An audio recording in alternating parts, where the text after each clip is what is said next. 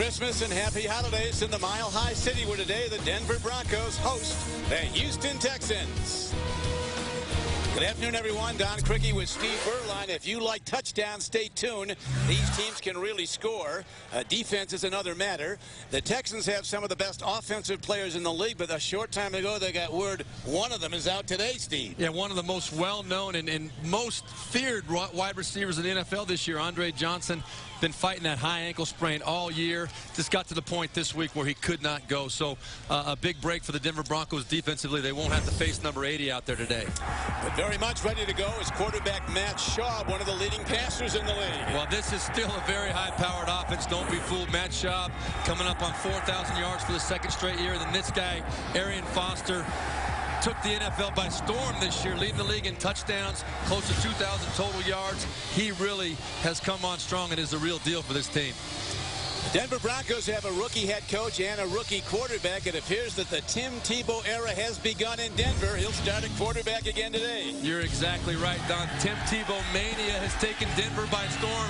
This is the guy that last week really pumped some energy into this organization. The 40-yard touchdown run to go along with the big touchdown pass to Brandon Lloyd. He's got a lot of people believing in him now. Me as a fan, I'm a huge fan of Tim Tebow. As an NFL analyst, a former quarterback for 17 years in this league, I'm not convinced yet. I'm eager to watch him today. Well, this is a big test. His first start at home. Head coach is Gary Kubiak of the Texans, a revered figure here in Denver. Was with the Broncos as a player and coach for 20 years. He's under pressure right now. His team has lost 7 of its last 8. And Eric Studesville takes over as an interim coach for the Broncos. Got that job December 6th when McDaniel was fired. So we are ready to go on a beautiful day. It's actually warmer here in Denver than it is in Houston, Texas. 52 degrees at kickoff, clear sunny skies. And the Texans will receive the ball to start the game. Denver won the toss. They deferred. They want to put their defense out first. Both these teams with a lot of problems stopping the other team from scoring. They can both put up points, but giving up points has been the nemesis of both. You're exactly right, Don. Both these teams ranked toward the bottom of the bunch when you look at all the really important defensive stats. Points being number 1. No team has given up more points than Denver defensively, 415 points. And Houston not far behind. So these teams are a quarterback's dream in terms of going out there knowing going into the game you got a chance to put up some big numbers. Hauschka ready to kick off now for the Broncos. Steve Slayton is back. And he'll take it at the 2 at the goal line. It carries deep. 15, cut back move, gets to the 20. Pretty much a win for special teams coverage of the Broncos. And now Matt Schaub leads the Texans offense out. Number 8 from Virginia, 4th in the NFL in passing yardage. He is a very productive guy. Took a lot of hits last week in a loss. Over 3,800 yards passing this year, though. 22 times he's thrown for touchdowns. And nobody other than Peyton Manning in the NFL the last 2 seasons has produced anything close to what Matt Schaub has done. So he's the guy that really has established himself as a legitimate big-time quarterback. 3 years at Atlanta, who drafted him. Now in his 4th year with the Texans. To the run early. Broncos are all over it. The stop is made. Is coming up to make the hit is DJ Williams as we look at the rest of the Texans on offense. Eric Winston, important part of their pass protection at right tackle. Looking at their skill position players, Owen Daniels is a very important guy. Missed a lot of games this year with an injury. He's back, and he opens up the middle of the field for Schaub. And again, minus Andre Johnson, Jacoby Jones is a guy that has not done a whole lot this year for the Houston Texans. They expect big things. Again, the run. Again, the Broncos are all over it. Broncos' run defense has been blistered of late, but not today so far. As we look at their down 3, Justin Bannon, they're looking to get some pass rush out of him from the right end position. Linebacker core, Hagan's been a very productive player. He is 5 sacks to lead the team. You talk about getting blistered too, Don. Last week against the Oakland Raiders, Denver gave up 264 yards rushing, including on the very first play of the game, a 71-yard touchdown to Jacoby Ford. Now a penalty marker goes down. Ball is thrown out to the 25-yard line on a crossing pattern, but let's see what the call is. Ron Winter, our official. Nate Jones was on the stop on the play as Daniels comes across.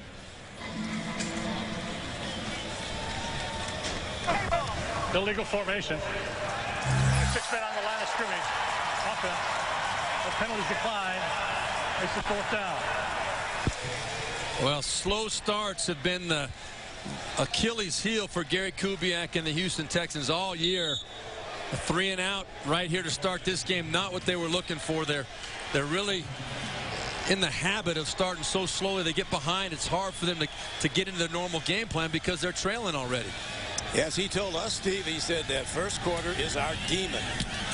Gary Kubiak. Here's a high punt hit downfield by Turk. Coming up on it is Eddie Royal, and the Broncos will start with good field position for their first possession.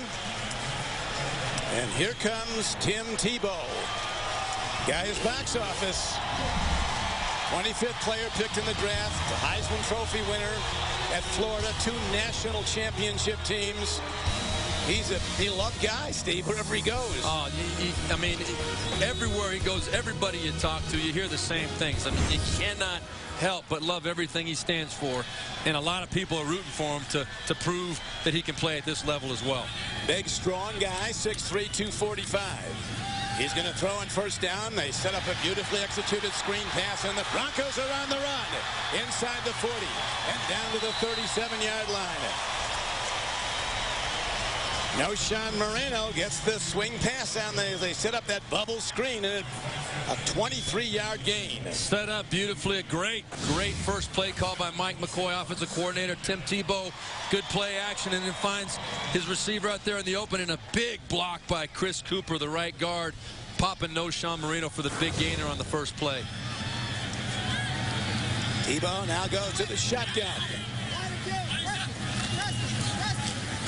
Another screen, other side. Big yards again. Could go the distance. And the ball is live on the field. Looks like the Broncos got it for even more yards off the fumble. Well, that was Jabbar Gaffney on the reception. Another very quick hit and screen pass from Tim Tebow. These are the kind of things that I think you're going to see a lot of with Tim Tebow. And as NFL defenses get more and more familiar with him, you see Jabbar Gaffney picked up 21 yards on that play and then fumbled, unfortunately recovered by one of his teammates. But it'll be interesting to see how NFL defensive coordinators adjust to the strengths of Tim Tebow, which we're seeing right now. And Steve, Eddie Royal with a big block for the Broncos on that play. 26 total yards on the pass, catch, run, and then the fumble for more yards. And now a throw to the end zone is picked off.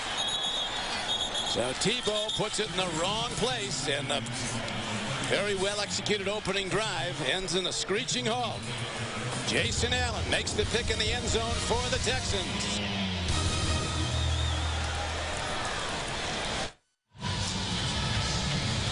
How about it, Steve Berline? Yeah, you were concerned about Tebow making the mistake, and he made one early after some terrific plays earlier in the drive. Well, the 2 quick screen passes, anybody can do that. That's not a problem. When you see a throw like that last one for Tim, it was just a very poorly thrown football.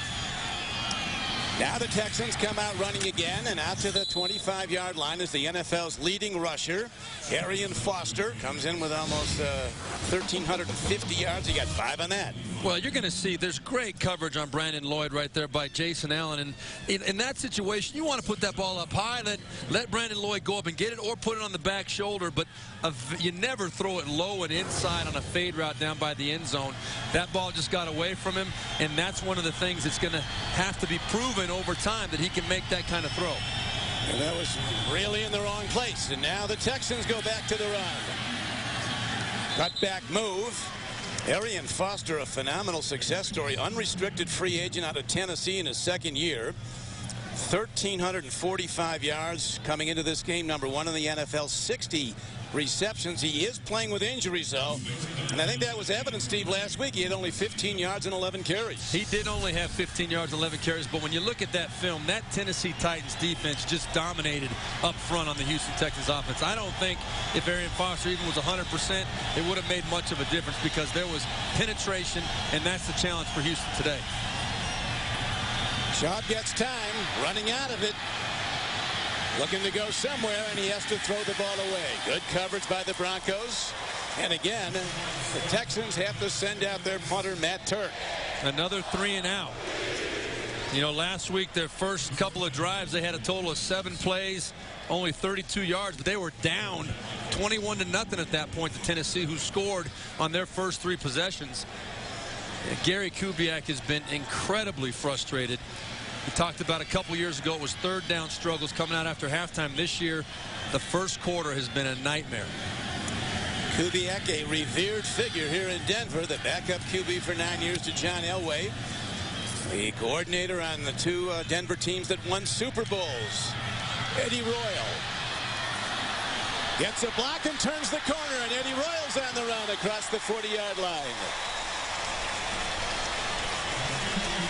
50-yard punt, 19-yard return. Cassius Vaughn, big on that return.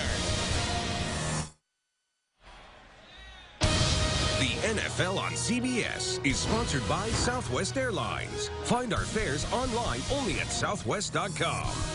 The new 2011 Ford F-150, built Ford tough. And by Bud Light. It's the sure sign of a good time. Here we go. Great block by Cassius Vaughn. Sprung Eddie Royal on that 19-yard punt return. And now the Broncos with their second possession, starting from their 41. 1st and 10. Tebow engineered his team down the field through the end zone interception on the first possession. Marino, not much. Damian Lewis, the lead tackler on the play for the Texans. As we look at a revised playoff picture, New England has clinched home field advantage in the AFC. 13-2 after a rout win at Buffalo today. Pittsburgh has clinched a playoff berth. Baltimore and Jacksonville have gone to overtime. If Jacksonville should win that game, the Jets would be in, even though they lost to the Bears today as a wild card team. Yeah, the Jaguars and the Redskins down in Jacksonville, where there was actually snow flurries, believe it or not, this morning. But the Redskins and the Jaguars are tied up down there. If the Jags win, then obviously they're still in the hunt. They have to win next week and hope for help from Indianapolis by them losing one game. But if they lose, the Jets, even though they lost, are in the playoffs. Playoffs coming more into focus now as we come down the stretch run. Tebow from the shotgun. Quick out, sets up the screen again. Good blocks. Jabbar Gaffney. First down. 11-yard gain for the Broncos. Well, don't think it's easy. I don't mean to make it seem as though these kind of plays are easy, because they're not. You've got to be very athletic, as Tim Tebow is, to get that ball out of there on time, on the money. And that's what seems to be working right now against this Texans defense. But at some point, we're going to have to see Tim Tebow making plays from the pocket up the field. And that's what's going to determine whether or not he can play in this league. He's going to throw again. A good fake, and there is Tebow on the run, and he's hit after a very short gain on first down, maybe a yard inside the 45-yard line. And you're seeing right now how protective the Denver Bronco teammates of Tim Tebow are. When he gets hit, they're all over there to make sure that nobody gets a little extra rough on Tim Tebow. You're going to see Brian Cushing, who told us this week when he sees a quarterback running with the football, his eyes get big. And any way you slice it, even though Tim Tebow is more like a running back when he runs the football, he is a quarterback, and those guys are going to take a shot when they get a chance. There is Cushing. Yeah, he says when a quarterback runs in this league, a defender's eyes light up. Marino, good move to the corner, bouncing outside. Not done. Penalty marker in as he gets to a 40-yard line. Now let's see what the marker is. Tackle again by Cushing, who was the NFL's Defensive Rookie of the Year a season ago. He had 133 tackles, 4 sacks, 4 interceptions, 2 forced fumbles. This year, 66 tackles so far. Sat out the 4-game suspension. But still one of the best young linebackers in the game. The illegal block in the back. Offense number 81. 10-yard penalty. Repeat second down. Yeah, Richard Quinn, it was kind of late in the play. Noshawn Marino had already made his good cut to the outside. You see right there, Richard Quinn pushing from behind.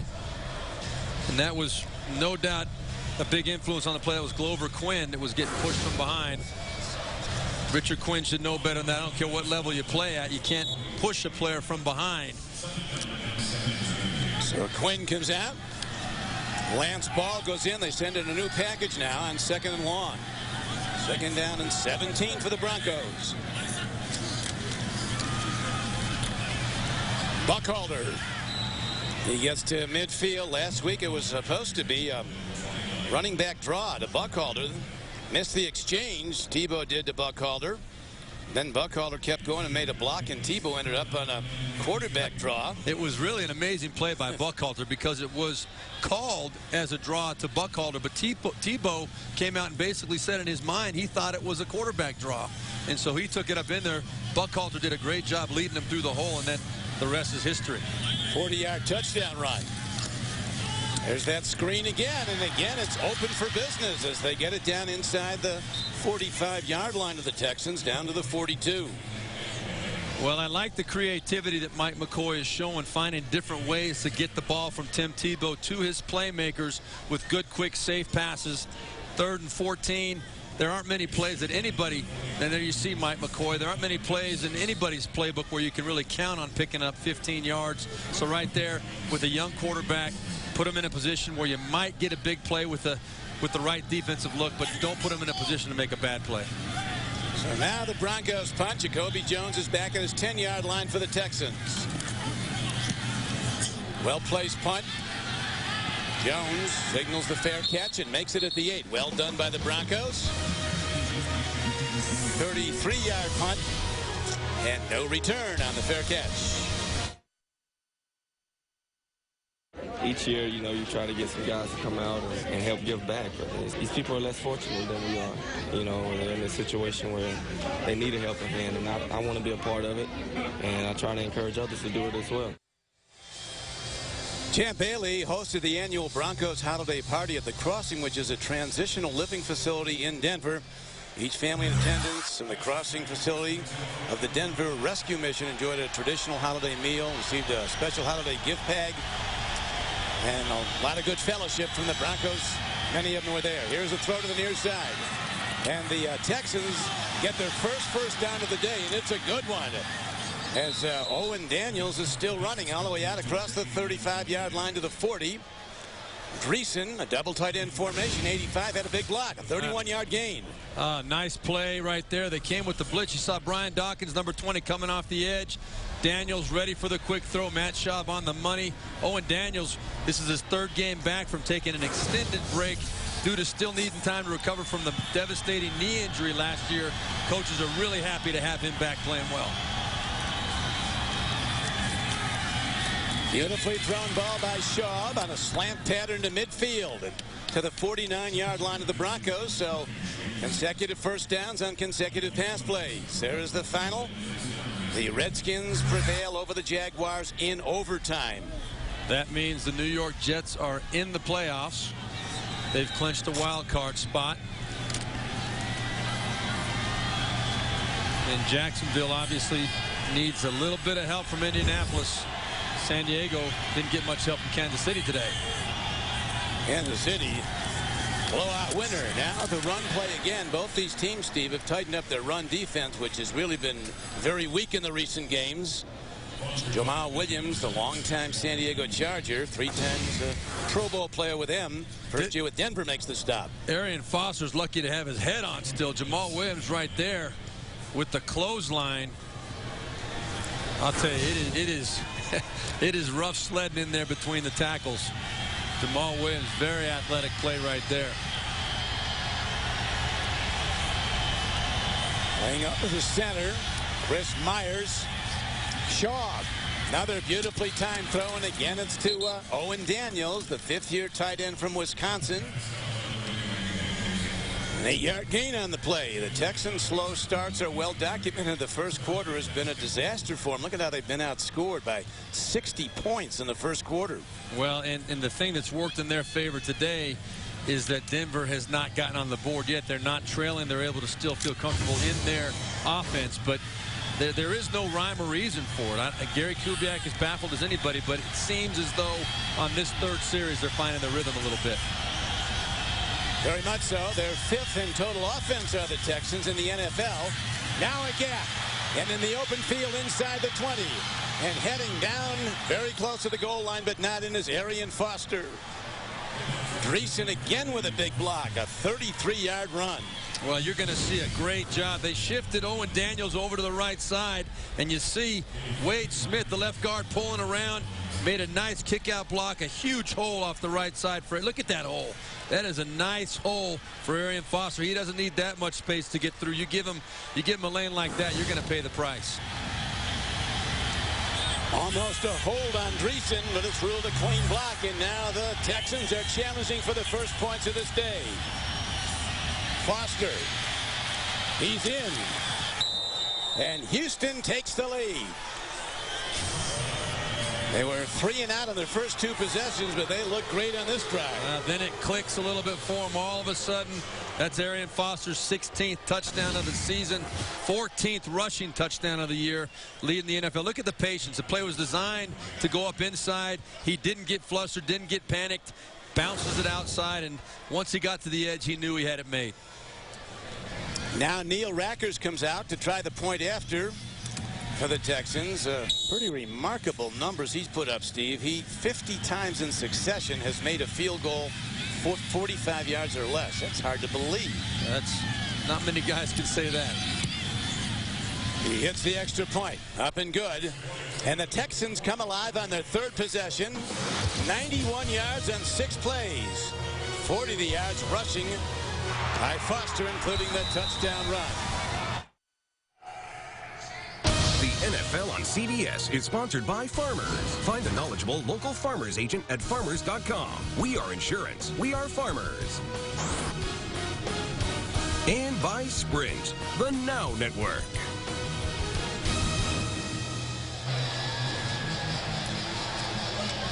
Don Criqui with Steve Berline. Back at Denver, Colorado, the Texans with one of their best drives of this season. 91 yards in 6 plays. Schaub was 3 of 3 throwing for 51 yards. Foster ran for the other 40, including the touchdown. And it's 7-0 Texans as they kick off to the Broncos. Eric Decker.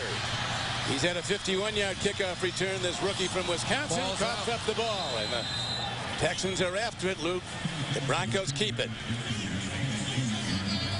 Will be Broncos ball. So a nervous moment for the Denver Broncos, but they do have the ball, down 7-0 to the Texans.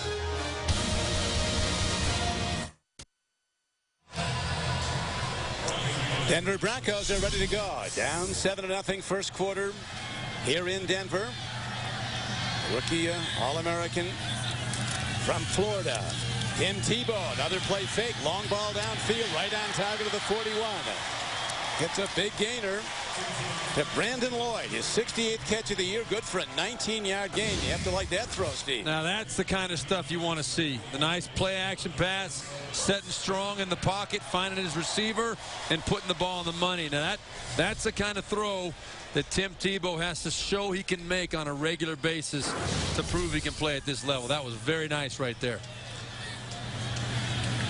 19-yard gain, sets up a first down at the Broncos 41. Again, run play is shut down by the Houston defense. If you thought the fantasy season was over, it's not. Play NFL.com Playoff Challenge today.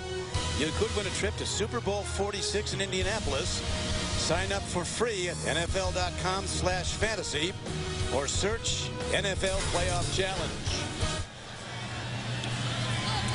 Sean Cody on the last stop for the Texans, and now it's 2nd down and 10. Tebow caught. He's strong, gets it away, and it's not going to be grounding because there was a receiver near the ball as Eddie Royal was in the area. So Tebow, Steve, lives to play another down. Looked like they had him. Well, that was a tremendous play by Antonio Smith. We got Ron Winters going to tell us something here. Started with forward motion. Therefore, it is an incomplete pass. Yeah, no doubt about that. Tebow was out of the pocket. smart, heady play to get rid of that football right there and not take the sack. Now, I think Tim Tebow's used to breaking out of that tackle in college, but at this level, there's a little bit different caliber athlete across the board. That was Antonio Smith hanging on and forcing Tebow to get rid of that football. Third down. Tebow has to hit it. Takes a look. He's on the run. He won't get there, and another hard hit put on him. That was Cushing again. His eyes did light up. Yeah, I'm telling you. And we talked to Tim Tebow about this. Let's listen to this hit, and then we'll make a comment on it.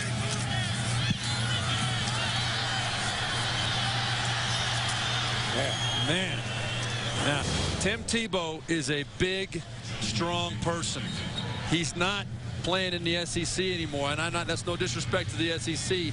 Everybody on this field can hit, and they're not afraid of a 245-pound quarterback running up in there. He's going to take some shots, and he's going to have to get used to it. Britton Colquitt hits another punt. Kobe Jones coming up on the ball and gets it at the 13-yard line. Good special teams coverage brings him under inside the 15-yard line. Terrific play by Daniel Coates. Wednesday on Showtime, JB, Chris Collinsworth, Warren Sapp, and Phil Simms come your way on cable's longest-running show, the multi-award-winning Inside the NFL, every Wednesday on Showtime.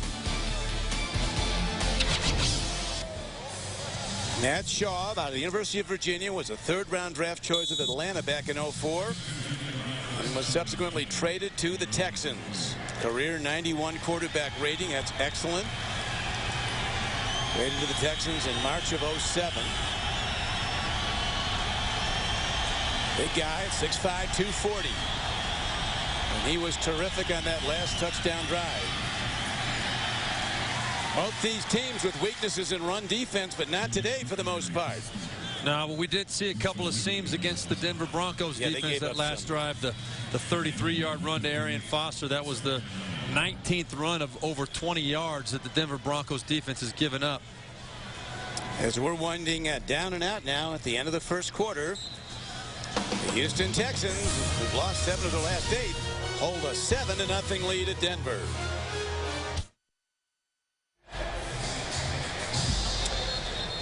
Matt Shaw and the Houston Texans with a 7-0 lead. They look to put up a lot of points on a Denver defense that's 31st in yards allowed, one from the bottom, and 32nd and last in points allowed this year. Broncos giving up almost 30 points a game.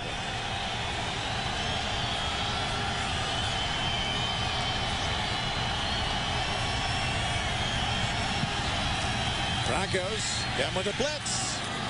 Shaw burns it. Across the 30, on the run, Jacoby Jones a long way from done as Jones is inside the 40-yard line and down to the 38. Well, you called it right, Don. That was an all-out blitz by Denver. Matt Schaub knew exactly where his safety valve was, Jacoby Jones. Now, Jacoby Jones is not a small receiver. 47-yard gain right there. He knows what to do with the football. He's been bumped up by injuries all season long, but the last few weeks he's been healthy, starting to show flashes of the kind of playmaking ability that this Texans coaching staff has always known he's had. Big play right there. Texans offense struggled early. Now they're looking really good. Here's Schaub all day long, shooting the long ball downfield on target at the 5. Beautifully thrown ball to Jacoby Jones for a 33-yard gain. First and goal, Texans. Don, one of the staples of the Gary Kubiak offense is the good, hard play action. You're going to see right there, when you got a running back like Arian Foster, the defense has to react, and then Matt Schaub does a great job of knowing when to set up and how to use the field to get the ball to his wide receivers. Nice route by Jacoby Jones and a very well-executed play across the board. Foster looking for a cutback lane, and he gets down to about the 3. He is the game's only score of the day on a touchdown run. Tackles by Woodyard and Ronaldo Hill for the Broncos. But right now, Houston's offense is dominating the Denver defense. Well, we're documenting how much of a struggle it's been for this Denver defense all year. That last pass play right there was the 73rd play against this Denver defense of over 20 yards on the season. That's absolute last in the NFL. So They've got a very young secondary giving up a lot of plays. Giving up a lot of plays, a lot of yards, and now a penalty marker is thrown in by the umpire. Offense signals an offensive hold. We'll see. Mario Hagan was on the stop.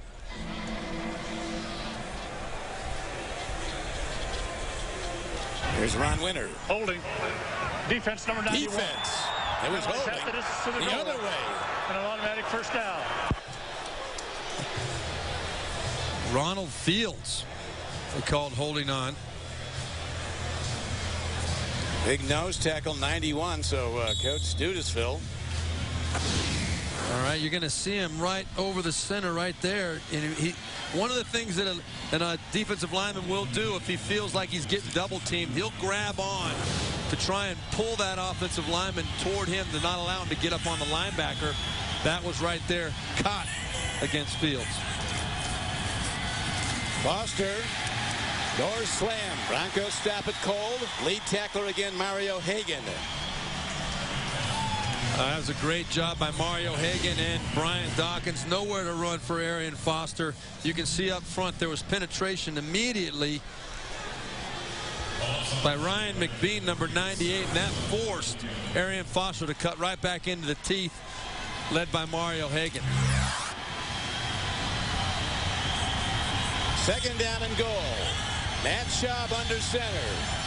Watch Owen Daniels here. This is a great opportunity to get him the ball. Play fake. Schaub throws. And in the end zone is none other than the aforementioned Mr. Berline's suggestion. It was Owen Daniels. Yeah, he's so good coming out of the play action fake, and you had Matt Schaub rolling that way right there. It's a hard matchup for a defense. Anybody on defense, whether you put a linebacker or a safety on him. Owen Daniels is so quick when he's healthy coming out of his breaks, and the great hands. Nice ball by Matt Schaub. That was a linebacker on Owen Daniels. That was DJ Williams. That's a tough matchup for him. Reason being, they got to respect the run so hard. With that good fake, no chance. Extra point. Hit up and good by Rackers in that drive. Two big plays to Jacoby Jones. Pass plays of 47 and 34 yards. And the Texans take command.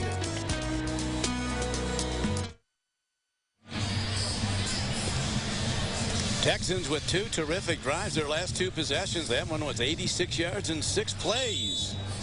Previous one was 91 yards and 6 plays for a touchdown as they take early command of this game. 14-0 at Denver. Here's the kickoff. Harris Cox lets it go out of the end zone for a touchback. And Tim Tebow and the Broncos will have the long field to go. Coming up on the Sprint Halftime Report, join JB, Dan, Shannon, Boomer, and Coach Cowher for all the latest NFL scores and highlights. That's coming up on the Sprint Halftime Report. Now, one of the things that we're going to see here as Houston is kind of taking control of this game, and Denver has not had a great rushing attack this year, 29th in the NFL, averaging only 91 yards per game. But Tim Tebow is going to have more and more pressure put on him to make plays in the passing game. This time they try the running game, and Noshawn Moreno, second-year runner from Georgia, #1 pick last year, 12th pick overall. Doesn't get much. Stopped by Damian Lewis. Let's look at some of the shots Tim Tebow's taken today. Right there you can see these defenders, when they get there, they're not usually in a mood to bring him down gingerly. They're going to try and welcome him to the NFL. Right here, the biggest of all, Brian Cushing coming in and finishing it off at the end.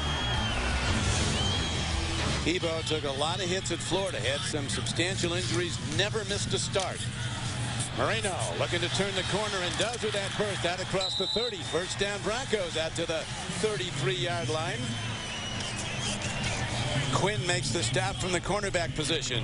Nice run right there by Noshawn Moreno. Very well executed across the board. You're going to see he got the edge. Daniel Graham, big number 89, sealed the edge, the defensive end, and then the rest of it was Noshawn Moreno using his speed to get to the outside.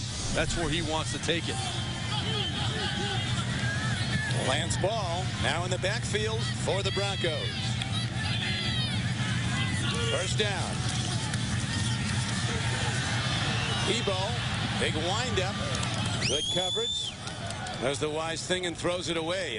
Again, Steve, Antonio Smith putting pressure on from defensive end. Yeah, he's been playing very, very good football recently the last few weeks. He's got 4 sacks on the season right there. He's been in Tebow's face a lot today. A little bit of a late hit. You got to wonder against a guy like a Tom Brady or a Peyton Manning. You know, they've been getting all the attention because of they seem to get those kind of calls right there. Antonio Smith on a rookie. That call is not going to be made very often. Buckhalter now in the backfield. Is on 2nd and 10. That is a give to Buckhalter, the former Eagle, and he's out across the 35-yard line. These guys both on losing streaks, but they're not playing like it. No, but Denver. Particularly Houston. Yeah, Denver last week with Tim Tebow making his first start, they only had 9 first downs on the day. They were 2 of 12 on 3rd down conversions. 235 total yards. It was their lowest yardage output of the season, but here they're facing a 3rd and 6. And 2 of 12 isn't going to cut it. You got to start making plays in these situations. Well, this is the time the quarterback has to make the play on 3rd down. Tebow stands in, eludes one rusher, throwing on the run. He's on target for a first down. Eddie Royal on a crossing pattern mirrors the rollout of his quarterback and is downfield for a 13-yard gain. Really nice job there by Tebow. He got some quick pressure.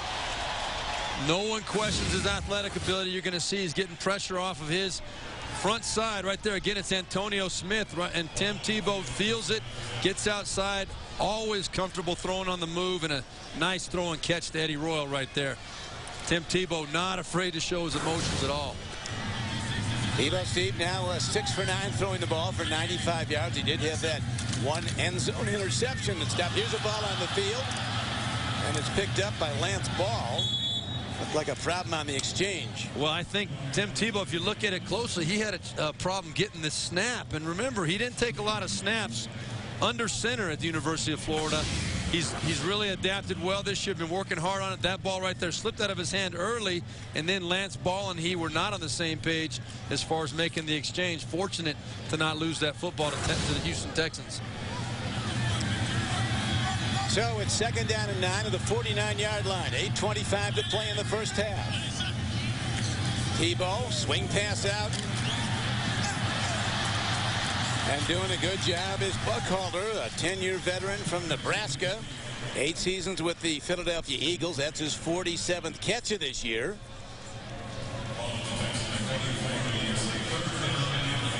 Well, this is a Texans defense, too, Don, that they started the season out 4-2 going into their bye week. But the big thing that bye week signified was the loss of D'Amico Ryans, their middle linebacker, who really is the heart and soul of that defense, or has been for the last several years. And since then, they have not been the same football team. They've really struggled defensively. And how about the loss of Mario Williams?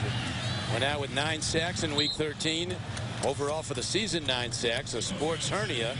So maybe the 2 best defenders out of the Texans lineup, and it's hurt. Right, and Mario Williams, as you said, going down in week 13, he was their obvious best player on the field at the time, but losing D'Amico Ryans was the guy that he was the captain of that defense, the guy that really made it tick for them and put them in the right coverages, the right looks, and missing that guy has been a big thing, causing problems for the Texans defense. As Gary Kubiak told us, Ryans was the quarterback of our defense. Kobe Jones lets it bounce, and it hops into the end zone for a touchback. So the Texans take over the ball with a 14-0 lead at Denver. The NFL on CBS is sponsored by the Droid Pro by Motorola. Finally a work phone worth taking home. Little Fuckers. You've met the parents. You've met the fuckers. Meet the little fuckers. Now in theaters. And by Acura. The most innovative thinking you'll find in an Acura.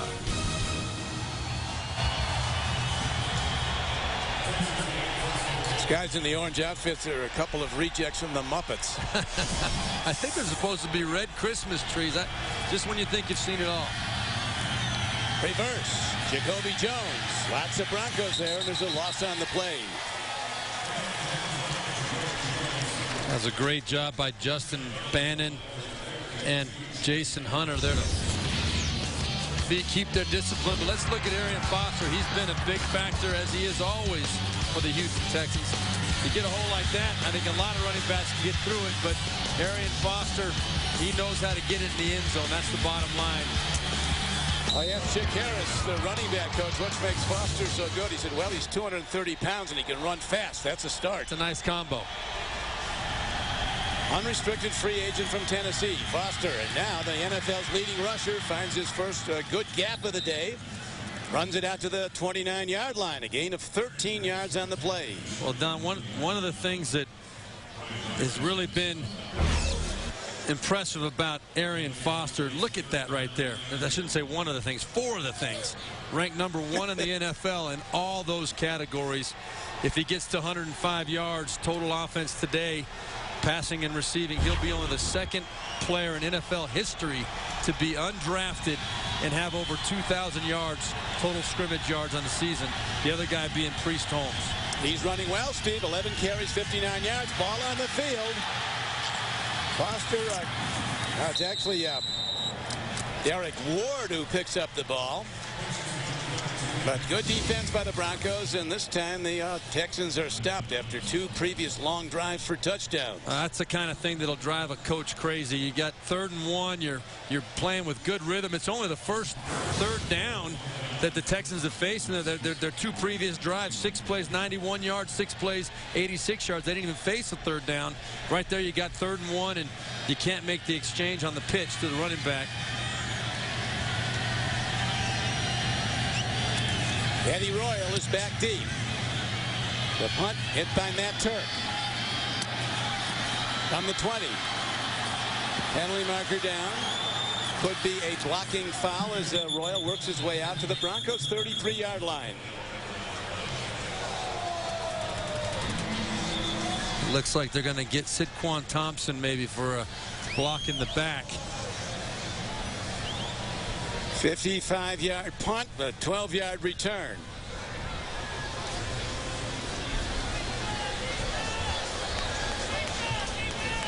Here's Ron Winter. During the return, illegal block in the back. Number 22 of the return team. Penalized half the distance to the goal. First down. You can't fault the effort. Sidquan Thompson just trying to help out, but Ron Winters and his guys, they caught it.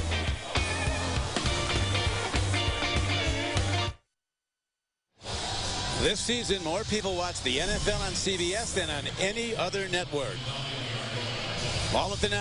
Broncos with the ball. First down and 10. Down on their home field of the Texans, 14-0.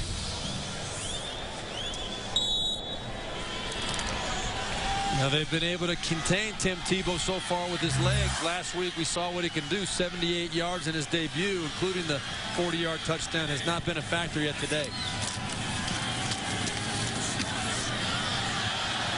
Looking to cut back. O'Shawn Marino at 5'11", 210 pounds. Good pass catcher. Also has got 35 this year, 3 for touchdowns. You know, Don, one of the impressive things about this Texans defense today, the big 0 on the scoreboard. Look at that right there. This is all time now. 24+ points in a game for a season. The all-time record 14. Houston Texans today, they've given up 13 times over 24 points on the season. Not a good combination for winning. And again, good defense. Daryl Sharpton working in the middle today, and Zach Dials combined on the stop. And the Broncos, whose offense has stalled, start to hear it from their fans. Well, again, Don, it comes down to, can you truly run a full playbook? Can you feel comfortable running a full playbook with an inexperienced quarterback with the skill set that Tim Tebow has at this point? He's a work in progress. Mike McCoy right there, we see he's got a lot of proving and getting better to do. Very good first impression, but a long way to go. And that's right there. I feel terrible for Jabbar Gaffney because he took one right in the chest. Boy, but you go to the well one too many times. They've thrown about 8 of those quick screens. And eventually, in the NFL, a defensive coordinator is going to figure it out. and they're going to say, okay, that's how you're going to attack us? Well, let's see how that feels. And Jabbar Gaffney right there, not feeling very good. That was Jason Allen with the big hit. Tebow 7 of 12 throwing the ball today for 100 yards. 1 interception, and Gaffney, a very important player. Of course, Jabbar Gaffney started out as a Houston Texan.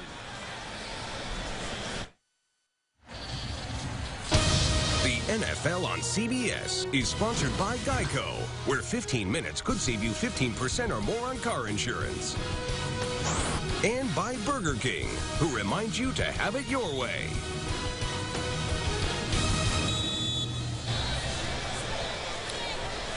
Don Criqui with Steve Berline. That throw to a fellow Florida Gator, Jabbar Gaffney, by Tebow, turned Gaffney into Gator bait. I mean, he got laid out. He's got up, bounced off, though, ran off the field.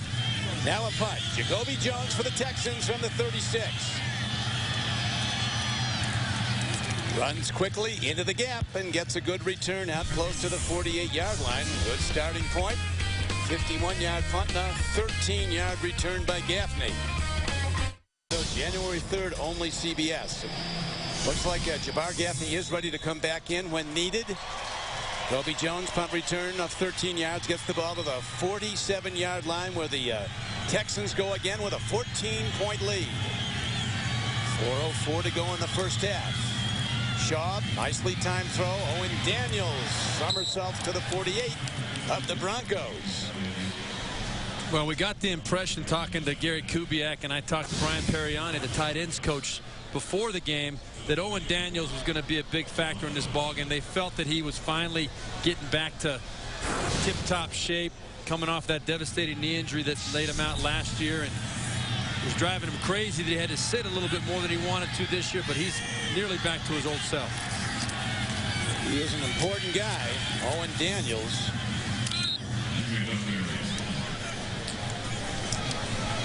Job, slow start, 2 3-and-outs, and then some really nice stuff. Well, you hit it on the head. When you're going 3 and out, you see he was only 1 for 2 on the first 2 drives. When you're not making a first down, it's hard to get any rhythm going. But the last 4 drives, 7 of 7, 140 yards, and a touchdown. That's more like the numbers we're used to seeing. Texans started the year like a playoff team. Started 4-2. Lost D'Amico Ryans, their quarterback on defense, the middle backer. And they subsequently lost 7 of their last 8 games. Woodyard makes the stop on a short run, but it's enough for the first down. Well, Gary Kubiak's got to be feeling comfortable now. He's not used to looking at a 14-0 lead as he looks at the field. They've had a lot of tough losses this year. He told us, we were talking, he said, if you look at it, we've had 5 losses on the last possession of a ball game, 3 of them on the last play of the game. You remember the Hail Mary pass that was well documented. It killed them several weeks back, last play of the ball game. Well, they've had 4 heartbreaking losses. Unbelievable. Now, beautifully executed swing play, and the Broncos are toughing on defense. They can't stop James Casey as he gets it to 22-yard gain. A big block by Eric Winston. Casey, who caught a lot of balls at Rice University in Houston, makes a big play.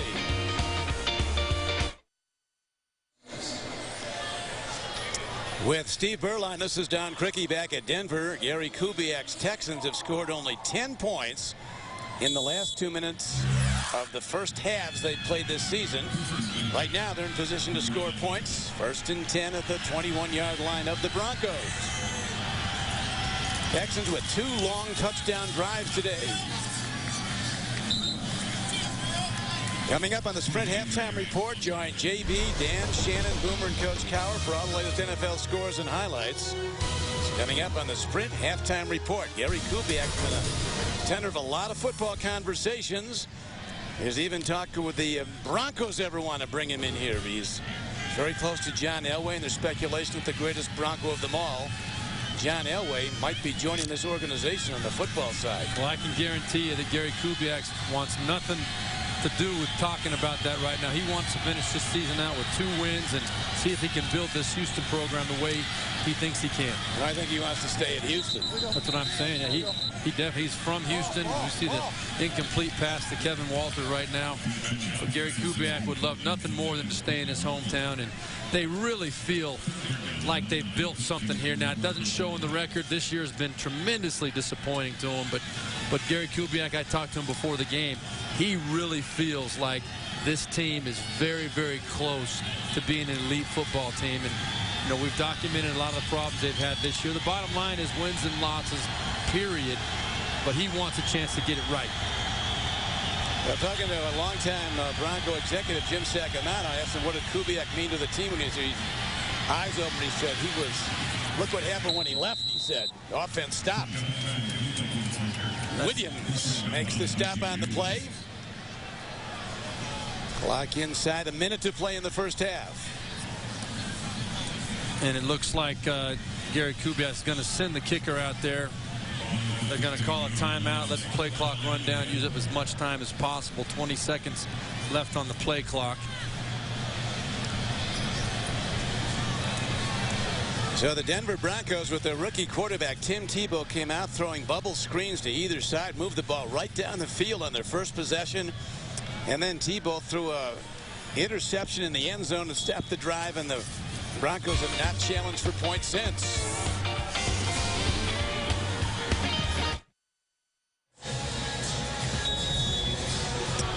We come back as Neil Rackers, with that remarkable streak, made 50 straight field goal attempts at 45 yards or less. This is a 34-yarder. So Steve, can we put it in the book before he kicks it? You know, I think it's about as close to a sure thing as you can get. Rackers has now kicked 51 straight field goals inside 45 yards, and the Texans, who've struggled mightily in the first half this season, have a big first half today at Denver, a commanding 17-0 lead. Saturday, check out the best moments from the 2010 season through the microphones and the incomparable cameras of NFL Films on NFL Sounds of the Season. Heading towards playoff time. There's clearly a leader of the pack, I think, Steve, in the New England Patriots. Yeah, I think you have to no-brainer take them. They're by far the most elite team right now. What they did at Buffalo as expected. And there you see Tim Tebow and Mike McCoy. And we talked about his debut last week, 78 yards. A little interesting tidbit. Matt Schaub has never had a season where he's rushed for 78 yards with the football. And you see Tim Tebow, he had, there's Matt Schaub right there, but Tim Tebow had 78 in his debut. He's going to get a chance in this second half. I would expect right now they'll just take a knee, go into halftime, try and regroup. But the second half, I know Mike McCoy, know him well from his days in Carolina with the Panthers. He's going to give this kid a chance to make some plays in the second half because he has to. Tim, he has not rushed Schaub for 78 yards in a season. He can't do everything, I guess. He can sure throw it. Here's Eric Decker downing the ball, and the Broncos will start at their 20 with not a lot of time left. 22 seconds to play in the first half. Tebow so far 7 of 12 for 100 yards, throwing the ball, the 1 interception. But they need to get stuff going downfield because they're not running it well. Yeah, but the one thing you don't want to do here, Don, and as I said before, you're backed up at your own end. If you put it on Tim Tebow to try and make a play right now up the field, if he turns the ball over, you're giving more points to Houston. I expect him to take a knee right now. Maybe hand the ball off. He's going double tights like he's going to run it. Let's see. Handoff, moving nicely. This Lance ball, and he's out close to the 30-yard line. Looks to be just short of a first down, and that's probably going to do it for the first half. It will, so now the guys mix it up a little bit as the Texans take a 17-0 lead at halftime. We'll be back with a Sprint halftime report after this message and a word from your local station. You're watching the NFL on CBS. At the half, the Texans lead the Broncos 17-0. And it's time to take a look at our Droid replay of the game presented by Motorola. Great throw by Matt Schaub to Owen Daniels right there. Tough matchup for linebacker DJ Williams. That was the second touchdown for the Texans. And kind of a confidence booster for them going in, because now they had a 14-point lead. They're not used to having that breathing room in the first half, at least as of late. Bad news for the Broncos. The best efforts of the Texans have come in the second half. Texans with a balanced offense, 170 passing, 67 rushing. So they've been balanced and they've not made mistakes. No, they have not. And this is a team, as you said, that gets better in the second half, generally speaking. They've been a very dominant team, one of the best in the league in the second half. You look at the first half stats, though, you can see 8.3 yards of play for the Texans. That's a key. The Broncos have not had an answer, have not had an opportunity to stop them after the first couple of drives. Time of possession pretty even. But what you really see is after the first drive, when you talked about it earlier, Don, excuse me, Tim Tebow made some plays in that first drive and the quick passing game, the screens. We've got to see him now with the deficit that they're facing, down 17-0. He's going to have to stand in the pocket, make some plays up the field. Kyle Orton, who started most of the season, he's injured. He's the third quarterback today. They don't think they can play him. Brady Quinn is the backup. And you get us a touchback reception by Parrish in the end zone. Reception of the kick, and you don't want to pull the rug on Tebow to jumpstart this team, but would they ever go to a backup? Well, you know, it hasn't been warranted yet by performance whatsoever. I don't think Tim Tebow has played poorly, with the exception of the one poor throw, the interception in the end zone that took away points. But what we're going to have to see is whether he can make plays consistently in the pocket in the passing game. The pitch and a stretch run. Last ball. Second year back from Maryland. Gets some good yardage. He's going to spat it out close to the 35-yard line. A gain of almost 15 yards. Darryl Sharpton, 51, makes some noise when he hits. Yeah, the rookie fourth-round draft choice out of Miami.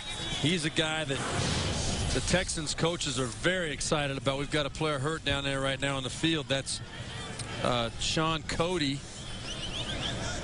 defensive tackle. So Sean is attended to. Breaking the action at Denver.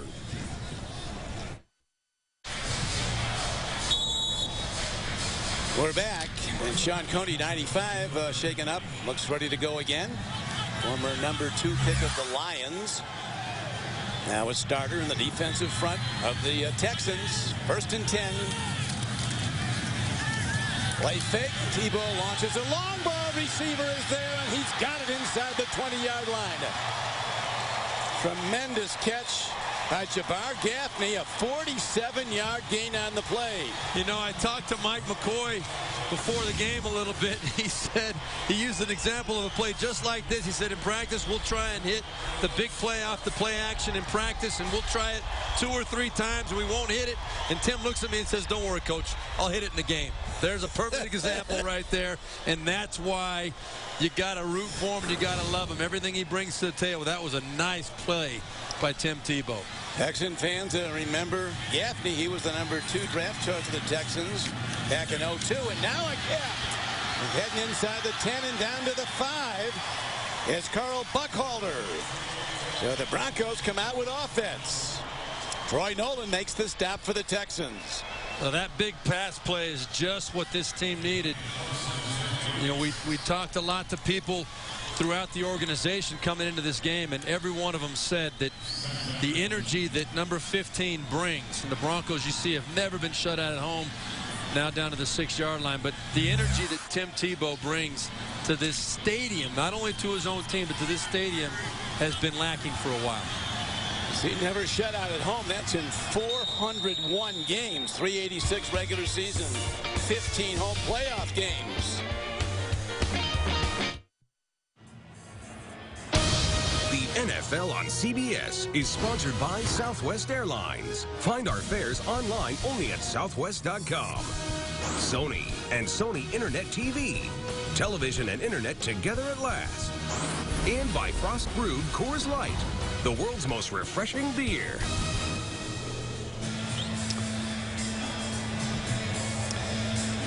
One of the signal figures in the Denver skyline, the Stallion atop the Invesco Field Mile High scoreboard. Huddersfield, interim coach, Matt Schaub, quarterback for the Texans. He's played great football, and now Tim Tebow looking to get the Broncos in the end zone for the first time today. Down to the goal line. Touchdown Denver. Carl Buckhalter. Big block by Daniel Graham. Could not have been a better start to the second half than for this Denver Broncos team. Carl Buckhalter taking it in from 6 yards out. Eric Studesville knows that's exactly what this team needed.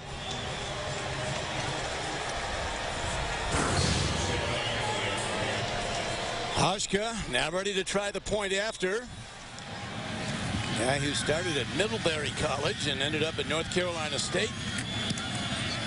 And he knocks through the extra point. The long pass to Gaffney, now officially a 50-yard play. It was 47 when he went down with a diving catch. Then he rolled 3 yards before he was touched. And then Buckhalter 6 yards out on the payoff end. Broncos kick off when we come back. Broncos come out with a big drive, 80 yards in 4 plays. Big shot in that was the 50-yard throw. Tebow to Gaffney, and then the 6-yard touchdown run by Buckhalter. Now the Broncos kick off. Slayton will down the ball. And on the touchback, the Texans start from their 20. Celebrate with the best when America salutes Paul McCartney, Oprah, and more. It's a spectacular all-star evening at the Kennedy Center Honors. Tuesday, only CBS. We talk about the Houston Texans. This is a team that is very, very efficient in the second half. You see 54 points scored on the opening drive of the second half. They've got the third best point differential in the second half, plus 51. And they come out with power football out to the 30-yard line.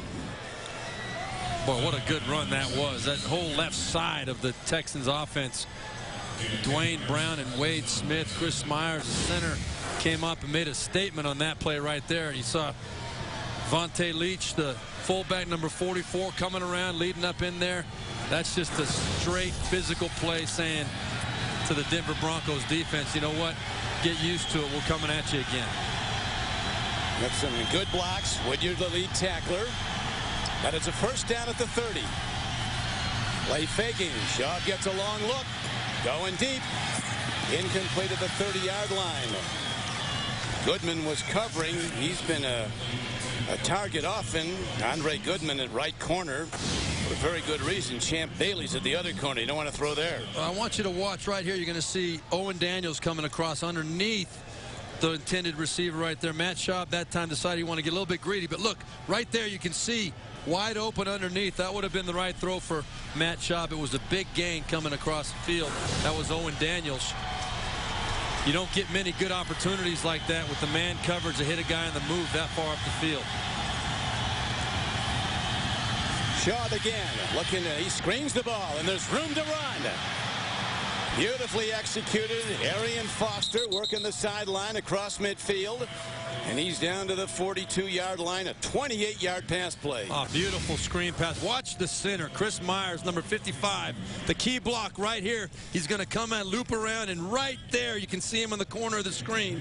Just got enough of DJ Williams to keep him from getting to Arian Foster. That was the key block. It was set up beautifully by the formation and the play action. Arian Foster, that's about as easy as it's going to be to pick up a big gainer in this league. Big gainer it was. Now the Texans with a 17-7 lead. Looking to answer that touchdown drive to open the half by the Broncos.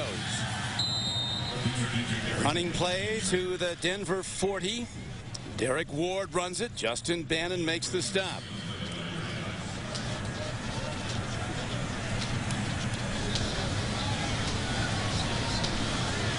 Well, that screen pass to Arian Foster put him over the 2,000-yard mark for total yards from scrimmage. only the second undrafted player in NFL history to do it. You saw Priest Holmes did it 3 times. Here's Schaub down the middle of the field. He's hit hard as he releases. Broncos got a blitzer through. Woodyard came, Wesley Woodyard. And Champ Bailey is hobbling right there. He came over and made a play, and Owen Daniels late. Looks like he twisted his ankle or something. I thought it was a little bit late. Maybe it could have been a defenseless receiver. You see Matt Schaub under some pressure. You're going to see Champ Bailey, number 24, right there, just a little bit out of control. Incidental contact there, but he twisted his ankle, it looks like. Champ tied for the all-time lead among cornerbacks with 9 Pro Bowl selections. He's tied with Mike Haynes, a Hall of Famer, who stood out for the Patriots and then the Raiders. Champ Bailey, a phenomenal athlete at Georgia in the indoor SEC Southeastern Conference track meet. He won the long jump, 1.5 inches short of 26 feet. That's flying, literally. Also, Champ Bailey, the 3rd most interceptions in the NFL since 1999, 48 career interceptions. Schaub standing in on 3rd down. Daniels catches it, but the Broncos are there hitting. Andre Goodman with a big stop. Yeah, that's just a bad ball by Matt Schaub. I'm not sure that it would have picked up the 1st down anyway, because Goodman had some good coverage on it. That ball was a little bit high and behind Owen Daniels, giving up the ribs right there. Matt Schaub probably feels worse about that than anybody. So now they're lining up for what appears to be a 55-yard field goal by Neil Rackers. He's a long-distance bomber. He's hit from 53 yards this year, career long of 54. And we are in Denver, so yeah. Ball's on the east man alive. That ball hit. You got it. What a shot. 54 yards would have been good from 64. So the Texans get points on a big kick by Rackers. That's impressive.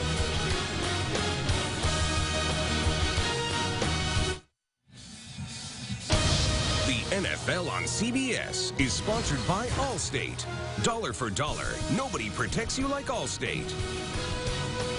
And by Chevrolet.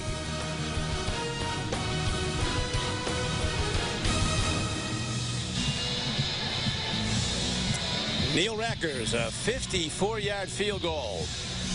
And the Texans now extend their lead to 20-7. Erish Cox is back deep for the Broncos, waiting in his end zone for the kickoff now by Rackers. He's been booming him into the end zone. This man can kick the ball. Yeah. 8 yards deep. Not uncommon in Denver, but he can boot it. He's always had the big leg. Next Sunday, the NFL on CBS wraps up their regular season and sets up the playoffs with a doubleheader. Check local listings beginning with the NFL Today, subject to flexible scheduling. There they are, JB and his team.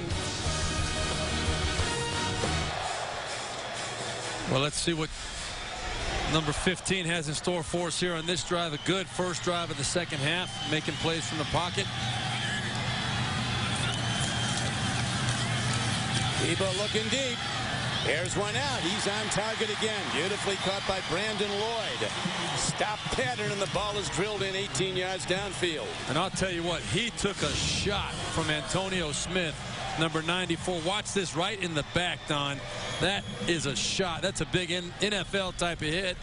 Tim Tebow standing strong in the pocket and delivering a strike to Brandon Lloyd on the outside. Ball was up on time, on the money. On the money, now to the 38-yard line. So Tebow and the Bronco offense coming alive here in the third quarter on their second possession. First was a long touchdown drive.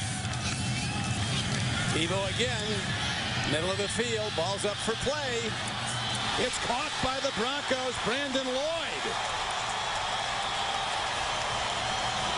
That was anybody's ball, Steve, and Brandon Lloyd said it's mine. A 41-yard gain. It was anybody's ball. It was underthrown, poorly thrown ball. Really, if you look at it, Jason Allen was in perfect position for the interception, but Brandon Lloyd timed it perfectly and caught the ball at the high point.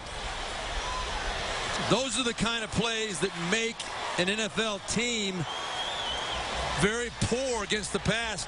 How bad are the Houston Texans? 275 yards a game, the 4th worst number of all time, if that holds up. Brandon Lloyd now over 1,350 yards receiving this year, and the Broncos continue to attack with a Lance Ball power run. Stopped by Glover Quinn. One of the things Gary Kubiak told us in talking about his defense, he talked about the young secondary. The youngest secondary in the NFL was his statement, and you can see how little experience they have. And he said, looking back on it, they made the decision to go with the youngest secondary in the NFL. Turns out it probably wasn't a great decision. That's what he said, yeah. Kareem Jackson, the #1 draft choice at right corner, starting as a rookie. He was an integral part of the national championship team at Alabama. Tebow looks, end zone throw. Coverage is good, and he overshoots probably intentionally. Brandon Lloyd the target again. You're exactly right, Don, and that's a really good decision by Tim Tebow right there, because he made the decision to go to Brandon Lloyd. Right, wrong, indifferent, doesn't matter. He made the decision, and down here in the red zone, you've got to make quick decisions. He committed to it. You look at his numbers first half, second half, but it wasn't there. He made the smart play, threw it away. And lives to throw another down on 2nd down and 10. Run the ball down to the 9-yard line. So now a very big down coming up for the Broncos and the Texans defense. Damian Lewis makes that stop on Lance Ball. Well, this Texans defense is ranked 31st in the NFL in the red zone. Just another one of their major defensive issues. What do you think he's going here, Steve? Well, you got to think Brandon Lloyd, who's singled up here at the top. But I think that Houston's probably expecting that too. They're revolving a safety over that way. Yeah. You got double on him. Here comes the heat. There's the throw. High arcing throw, and caught way out of bounds by Eddie Royal. Yeah. Tim Tebow made the right decision, had the one-on-one coverage. They definitely took away Brandon Lloyd with the double. Safety over the top right there. A shot at Eddie Royal right into our cameraman. Way to take one for the team. But definitely out of the end zone. Nate Spearman taking one for the team. Great work again today by our entire CBS crew as Hauschka comes out to try the field goal. They hated to settle for this, I'm sure. The Broncos. About to run out of time here. But it's points. 27-yard field goal. It's a 20-10 game Texans.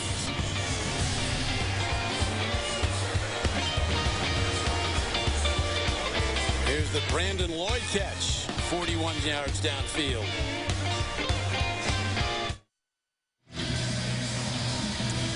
Don Criqui with Steve Berline. Back at Denver, CBSSports.com is streamlining its award-winning fantasy games. We're going to tell you more about that shortly. Denver on a 59-yard drive. It ended up going a 27-yard field goal as the kick is hit downfield. Steve Slayton takes it out this time. Looks for a gap. 2 arms on the ball, and he drives to the 20-yard line.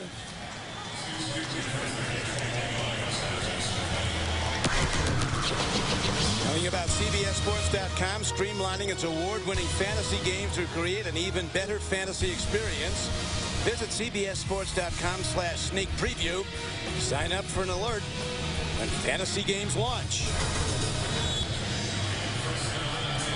Champ Bailey, twisted ankle or knee, still a little limp over there, Steve. Not good. Does not look like he has any intention of coming back in. That is not good for the Denver Broncos secondary. One day he'll be a first ballot Pro Football Hall of Famer, one of the great ones. Swing pass, Owen Daniels. Good open field tackling. Marcus Thomas got a hit in. Oh, what great pursuit by Marcus Thomas to shut down that screen as we look at the NFC playoff picture. Atlanta is in. Chicago won their division, beating the Jets today, but ironically the Jets also got in. And then Jacksonville lost. And we hear overtime. We hear that Green Bay is up on the Giants right now, 21-14 in Green Bay. Shaw threads it in beautifully to a possession receiver, Kevin Walter. Walter with his 49th catch of the year for the Texans, a 14-yard gain. Nice job by Matt Schaub standing in the pocket there. Pressure coming, but he's so comfortable in this offense. He's been with Gary Kubiak now for 4 years, and they really have a rhythm. He knew exactly where to go when the pressure was coming. Hit Kevin Walter right in stride. A nice pickup. You will get better playing quarterback for Kubiak. No doubt about it. Stretch runs. Cross.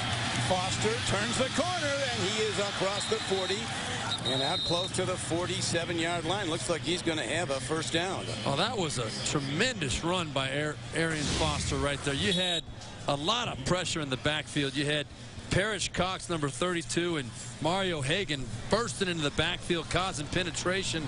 Arian Foster did not get rattled at all. We've got a player down on the side. That's Marcus Thomas again.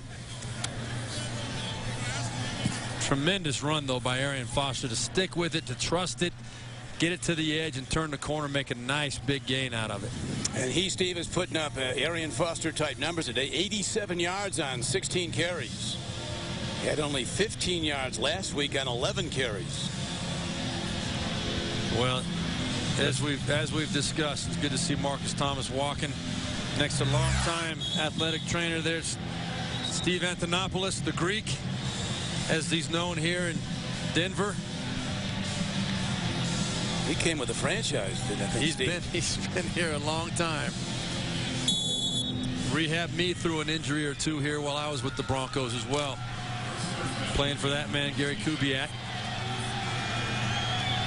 Apparently the mile high, the altitude is not bothering the Texans. Kubiak says the best thing is bring your team in late. Don't come in early. A couple days early. Here is a nice catch, beautifully done. Extending for the ball, Jacoby Jones. And he has the ball down to the 42-yard line of the Broncos, an 11-yard gain. Nice catch, but really a great job by Matt Schaub. You could see how he scanned the whole field on that play. He was looking to go to the right side, but coverage took him back to Jacoby Jones. He read the whole thing perfectly, got it back, and delivered a strike on the backside of Jacoby Jones. So Schaub is now over 4,000 yards passing for this season. And again, that good speed despite his 230 pounds, but a superior open field tackle. Parrish Cox comes up from the corner 32 and makes the stop. Well, on the previous long run off this outside action to the right, Parrish Cox did not make the play, had great penetration in the backfield. He won the battle that time. A nice open field tackle for a loss of a yard on the play. Gary Kubiak said of Schaub when we talked to Gary that he has a chance. He's good now. He says he has a chance to be great. And he said great quarterbacks are measured by wins and losses. And unfortunate what's happened this year, but that's what it's going to take to get that designation. Long ball, coverage good by Cox. Now a marker comes late.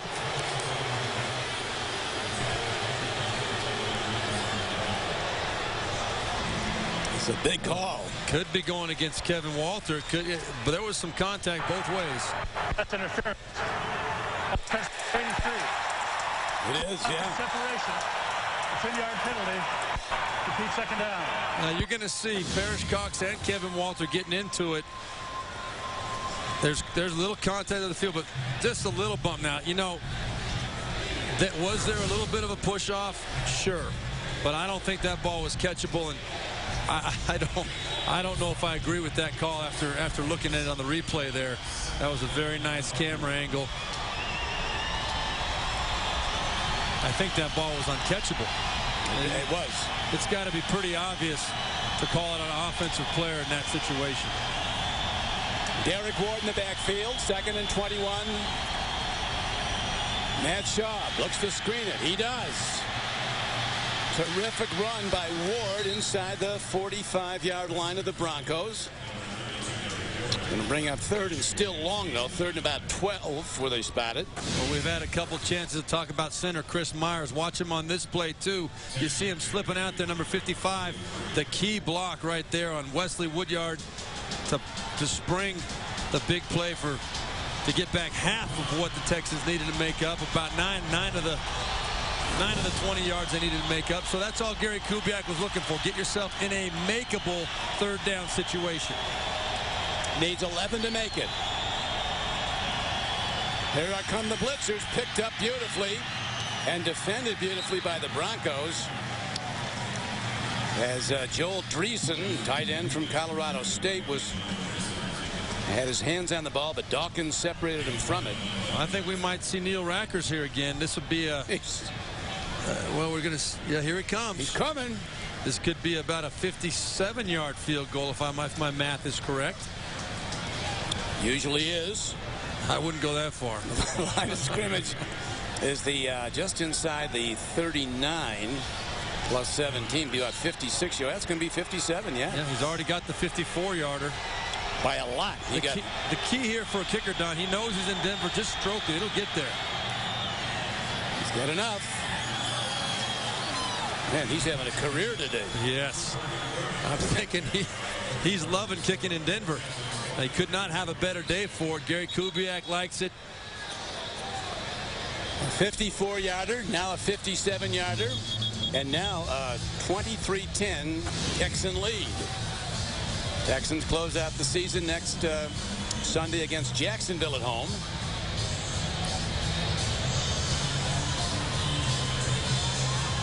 And that kick tied the Houston Texans all-time franchise long field goal of 57 yards. Wait till the Texans' next possession before we say that. Exactly right. Neil Rackers, an 11-year veteran from Illinois, came in hitting 22 of 25 for the season, 88%, which is exceptional. He was 1 of 2 from 50-plus. Today he's 2 of 2 from 50-plus, 54 and 57. And he has been exceptional. And again, Parrish Cox goes back for the Broncos, standing in his end zone. Broncos have had a hard time getting kick returns off the kickoffs of Rackers. It's amazing, these kickers, you know, even the really good ones, most of them with a bunch of different teams. Yeah, they bounce around. You know, it's a kind of what have you done for me lately business. The Rackers had really established himself there in Arizona. And, you know, he had a year or two where he's kind of so-so, not at the level that they were accustomed to. And now it's Houston's game. This will be run back. Cox from the 5. Gets out to the 25-yard line, and Tim Tebow and the Bronco offense needing a touchdown to get back in this with 2:28 to play in the third quarter, with the Texans in the lead 23-10. Let's get into that age-old discussion, Don, about rookie quarterbacks starting in the NFL. You can see the number of them that we've had this year in the NFL. Kind of mixed bag of results. John Skelton for the Arizona Cardinals, the only one there with the winning record of 2-1.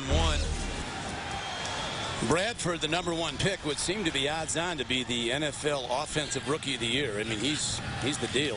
He is the real deal for sure. I really like him a lot. As you see, another screen pass here. Lance Ball. Tebow very comfortable, softly threading the ball in, an 11-yard gain with a catch and run. Glover Quinn on the stop. Don, I don't think I've ever seen more screen passes in a game than we see right here. Look at the wall right here in front of Lance Ball right there. He's got the lane to get up the field. And here's the thing. Both teams running a lot of screens, and they keep coming up nicely. It usually does not work as well when you go to the well that many times. They've run the screen time and again to both sides. Very productive. Here is Tebow again. And Tebow would be well advised not to have thrown it or thrown it away, because the only guy that had a play on it was Jason Allen coming at the ball. Well, a little bit careless with the ball, and, you know, Darryl Sharpton. Tim Tebow told us himself. Putting pressure on. Yeah, it was on a little bit of pressure. Tim Tebow told us himself, though, that the difference in this league for him is not the speed as you hear about from a lot of people, but it's the ability and the anticipation and the instinct of the defenders to react to the football when it's in the air. Right there, he almost paid the price. Yeah, he said you can't surprise them in the NFL. They're looking for it. Marino, good run, gets the ball out across the Broncos 45-yard line, close to a first down, maybe just short of it on a second down run. It's game clock down now to 1:23 to play. Buckhalter is the man. I want you to watch this. Brian Cushing usually delivering the blow right here. At the end of this run, you're going to see Noshawn Marino take him, and boom, there goes Brian Cushing getting knocked out of there. That's a big man, Noshawn Marino, or that's Correll Buckhalter. Took out of the play there at the end, though. Cushing not used to getting knocked back like that. Cushing's a much bigger man at 6'3", 260. Yeah, he is about as big a linebacker as I've ever seen. Broncos have already reached their season average in rushing yards today. Misconnection on the exchange. Buckhalter does well to hold on to the ball as middle backer Sharpton was right in there. You know what that was, Don? That was a complete bust on someone on the left side of the Broncos line. Sharpton lined up out there on the edge and just came untouched into the backfield from that left side. Someone missed an assignment. That was almost a disaster for the Broncos. You'll see right here he is coming up on the outside. And, man, Tim Tebow barely got that ball to Buckhalter. Texans really like Darryl Sharpton, a rookie linebacker from Miami of Florida, picked in the 4th round last April. Very smart, not real big, but he gets there. And that's going to do it for the third quarter of play. Houston leading 23-10. We'll be back after this message and a word from your local station. You're watching the NFL on CBS. With Steve Berline, this is Don Criqui back at Invesco Field at Mile High. Broncos with the ball, trailing the Texans 23-10 as we open the fourth quarter. Tebow eludes tacklers, but not all of them. One finally gets him down. As coming up to make the play was Mark Anderson. 96, and there's a penalty marker down. Was there a hold? Well, it's up the field like it might have something to do with the receivers. If the play goes, it's the first sack of the day for the defense.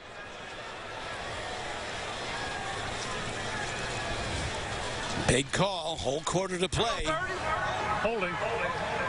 Defense number 30. Automatic first down. 5-yard penalty. The first down. That's a shame for Houston that Jason Allen totally away from the play. They're going to call holding right there. You got a little head slap from Brandon Lloyd. I don't see it. I mean, that was within a 5-yard chuck zone. That's an irrelevant penalty that takes away a very good play by Mark Anderson and the Houston Texans defense. Draw play. Buckhalter carries, and the Texans are all over it. Anderson makes the step. Tim Tebow really upping his production here in the third quarter. He's thrown for 222 yards for the day. He's thrown for 122 in the third quarter. Well, I think that there are 3 passes that stand out in my head right now. Obviously, the big 50-yarder off the play action down the middle of the field to Jabbar Gaffney. But then the 2 other throws from the play action where he hit the nice curl routes to Brandon Lloyd, standing strong in the pocket. Those are all really good football plays. He fakes well. He runs well. Looking to throw. He does. And the ball comes in short of his target. Looking at Jabbar Gaffney. Okoye was putting heat on, number 91 for the Texans.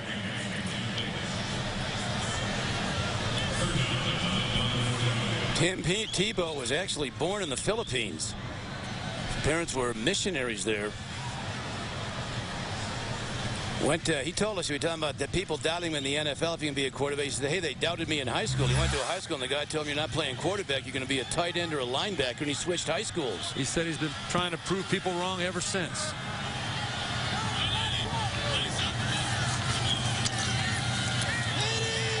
Waiting.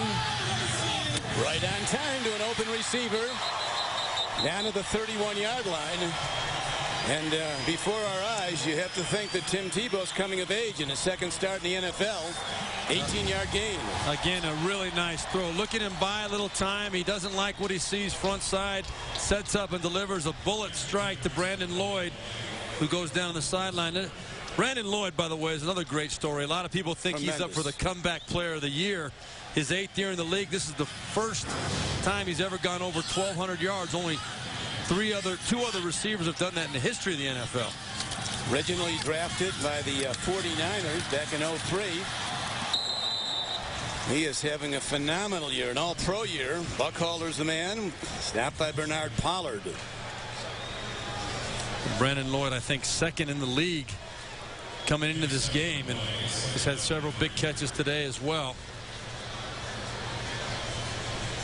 You know, we asked him in our conversation the other day if he surprised himself, if he even exceeded his own expectations. He said, you know, I'm not really one to set a bunch of goals. I just like to show up every day, do the best I can, and see where things fall. And the man that's throwing the ball, Tim Tebow, his teammates say that in the huddle, you get the feeling this guy expects to win. He's a very confident guy, very poised. He's done a lot of winning.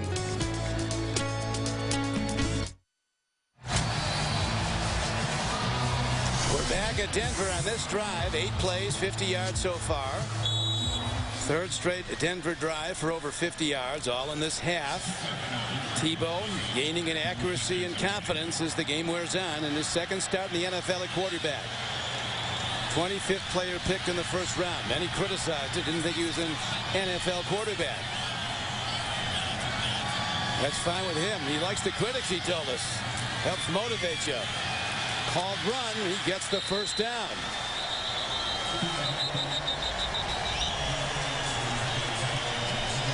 Well, that's what he brings right there. How many times did we see this over the years for Florida when they needed the big tough yards to convert a first down opportunity? They let number 15 just take it and go. Lee Trevino once told us 2 things that won't last long: dogs who chase cars and pros who make pars. And how about quarterbacks who run? I don't know. Uh-oh. He picks it up. Miss on the exchange. Mark Anderson on it quickly. Yeah, you know, that's one of the biggest adjustments Tim Tebow had to make, and I probably could confidently say he's been taking snaps in his sleep from under the center since he was picked by the Denver Broncos. And to be a quarterback in this league, you're going to have to take a bunch of snaps under the center, and that's got to be something you don't even think about.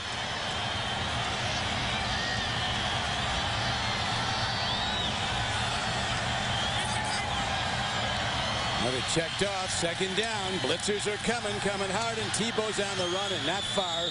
Terrific defense by the Texans. You know what that was, Don? That was tremendous discipline by the Texans on that defense. That was Jamison making the sack, but they came up the field hard. And what ends up happening a lot of times, and a good running quarterback will expose this, but look at how evenly dispersed those defensive linemen were. They all were coming up the field pressuring, but they kept their lane responsibilities, and that's what was able to finally corral Tim Tebow right there. A lot of times a good running quarterback under pressure is going to step up and go, and if you're not disciplined, it can be a big play. There's a big play now. 3rd and 14. The screen pass again. Nice. Buckhalter with a great change of direction. Move is heading in. Standing up on the play of the day for the Broncos, and they're right back in it.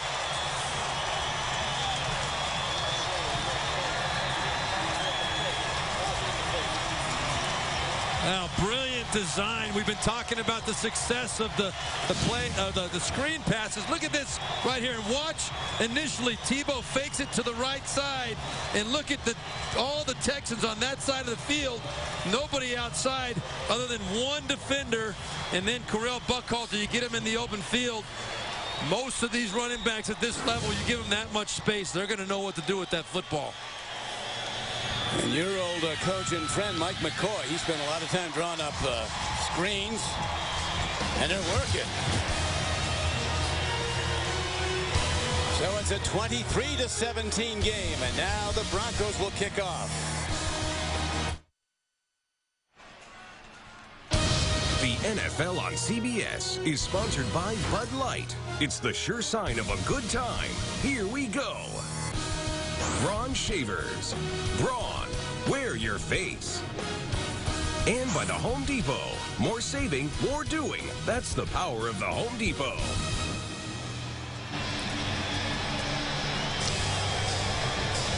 The Denver Broncos have outscored the Texans 17-6 in the second half. But the Texans had a 17-0 halftime lead, and now their overall lead 23-17 as the Broncos are ready to kick off. Tim Tebow's now thrown for 263 yards today. One touchdown, that early interception. Steve Slayton. He downs the ball, and the Texans will go from their 20 when we come back.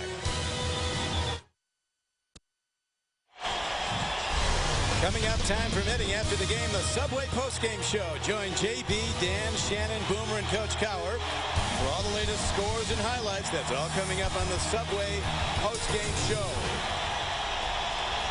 Texans lead, cut to 6. The stadium's come alive in Denver. 2nd and 10, looking for Daniels, overthrown. Big rush coming from the outside backer, Robert Ayers. Yeah, he had a clean shot at Schaub. You're going to see right here, Ayers came up, you read that play action and made the hit from behind on Schaub. He's holding his head. He took a lot of hits last week, Matt Schaub. He did, and that could very well have been close to a head-to-head contact the way it looked from behind. Sounds like the good old days here in Denver. Yeah, they can make some noise. Beautiful slant pattern throw. And the mark is going to be at the 31. It's a first down. Great job of just knowing the field, Don. That was pressure coming from the outside, the secondary. And Matt Schaub reversed out, knew exactly where his quick outlet throw was, and made the Broncos pay. They've been a darn good fourth quarter team right there. Second most points in the fourth quarter in the NFL. Yeah, they start slow and close fast. Although today they started fast. Had a 17-0 lead at halftime.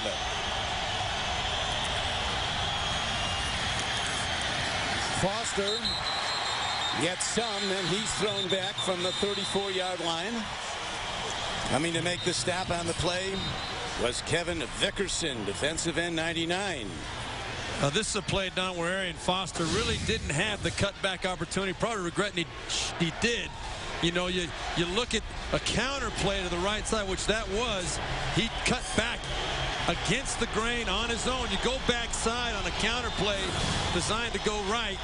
You better be pretty darn sure there's nothing back there. You're not going to make much. Well, they didn't make much. A 2-yard gain, 2nd and 8. Schaub gets time. Swings it low. Beautifully executed by the Texans for a first down after the 45-yard line. Arian Foster on the receiving end. Dawkins, an 8-time Pro Bowler with the Eagles, makes the stop for the Broncos, an 11-yard gain. You know what was great about this one, Don? See how Matt Schaub, calm and cool in that pocket. Arian Foster was his 4th read on that play. His check down, as we kind of refer to it in the business. And Arian Foster came through untouched at the right time. Matt Schaub did not force anything up the field. Nice little check down for a first down. 64 catches now this year for the NFL's leading rusher, Foster. Now he runs it. Now when we have a moment, let's go to New York to James Brown for an update. As Don the and scoreboard's Steve. changing at Cincinnati. Don and Steve, take a look. Carson Palmer, when he hooks up with Jordan Shipley on this 3-yard strike, that's Palmer's 3rd touchdown toss of the day. A stress-free day for him without T.O. and Ocho Cinco. If San Diego loses, they're out. KC will win the AFC West. Back to Don and Steve. Wow. We had the Bengals last week, and you could see Carson Palmer's confidence growing with those young receivers. And the Bengals, they like playing for Marvin Lewis. There's been a lot of talk about his future. They were a division champion a year ago. Andre Goodman breaks it up. How about the Colts and the Raiders? Here's James again. Honest Steve, take a look here. Peyton Manning hooking up with Blair White on a 4-yard touchdown toss. 4 plays, 56 yards. If Indy wins its last 2, they win the division. 24-19. They lead Oakland in the 4th. Don and Steve. Hey, thank you, James. A pretty remarkable comeback late in the season by the Colts, who have had more injured players this year than any time since they've been in Indianapolis. More starting players. Here is Schaub, and he is hit as he releases the ball incomplete. 3rd down miss. Rush was coming. Harris Cox on a corner blitz. Now that very well could have been intentional grounding, in my opinion. You see some pressure coming from the Denver Broncos that drive. Several times in that drive, they came with all-out safety pressure right there. Matt Schaub did not have the answer. So the Texans, their lead, cut to 6. Now have to send the ball back to the Broncos on a punt. Eddie Royal is back in his 8th. And Tim Tebow is hot. Hot throwing the ball. They let it bounce. It takes a bounce the Broncos' way. Texans working hard to down the ball at the 23-yard line. So at 7:42 to play, rookie Tim Tebow will quarterback the Broncos when we come back. The NFL on CBS is sponsored by State Farm. With 18,000 agents, we've got the best lineup in the game. And by Subway. Start the year right at Subway with the new low-fat 6-inch turkey BLT. Surprisingly 7 grams of fat even with bacon. With Steve Berline, this is Don Criqui back at Denver. Broncos have worked their way back in this game. Down by 6 with their rookie quarterback Tim Tebow getting it going. See the second half yardage. Tebow's been lighting it up, throwing the ball. He's thrown for 263 yards on 13 of 22, and he's ready to launch again. Gets it away as the thrill to hit the ground, incomplete, 2nd and 10. You know what's surprising about this? From the Texans standpoint, they're usually a second half team. Their only points that come on 54 and 57-yard field goals. As we see, the ball definitely did hit the ground.